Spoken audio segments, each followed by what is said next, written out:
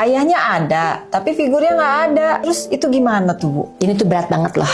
Berat banget. Saya punya klien yang seperti itu ya. Umurnya sudah dewasa, sudah kuliah, bahkan di perguruan tinggi yang hebat, yang bagus gitu ya. Buat saya sebagai profesi gitu ya, kayaknya lebih mudah menghadapi anak yang memang ayahnya meninggal, tidak ada misalnya gitu ya, atau orang tuanya cerai, tapi ada figur-figur pengganti, ada kakeknya, ada omnya, ada uaknya gitu kan. Karena sosok ayahnya, wujudnya tidak ada, digantikanlah wujudnya gitu kan.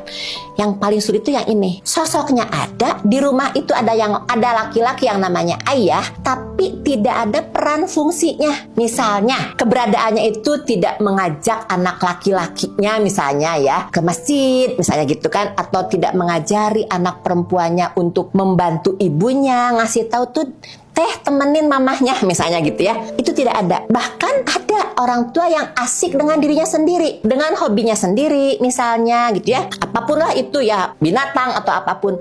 Yang kemarin klien saya, maaf seribu maaf ya, kata anaknya, ayahnya ini sebetulnya buat masyarakat luar biasa karena dia tokoh yang sering Memberikan motivasi. ya, motivasi, dakwah di mana-mana. Tapi anaknya yang bilang ke saya, tapi kok saya sebagai anaknya tidak pernah didakwahi. Yang terjadi adalah kamu harus ini, kamu harus ini, harus saja tanpa diberi pemahaman, tanpa diberi contoh gitu kan. Karena faktanya ayah di rumah ya diam aja, baca segala macam, nggak pernah nanya, nggak pernah tahu kita seperti apa. Jadi sekali lagi, sesungguhnya yang disebut fatherless itu seperti ini. Hilangnya fungsi ayah di rumah, itu fatherless ya. Kalau hilang sosok itu jelas sosok, tapi ini dampaknya jauh lebih menyakitkan buat anak. Apalagi kalau melihat ternyata ibunya banyak mengganti peran ayahnya. Ini waspada ya.